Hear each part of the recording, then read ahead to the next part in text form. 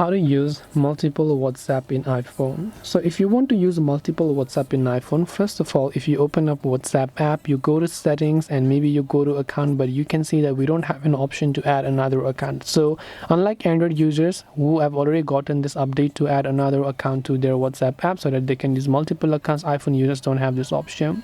Now unfortunately, maybe this is because WhatsApp assumes that iPhone users normally use a single SIM card, and that's why they don't really need the option to use two accounts.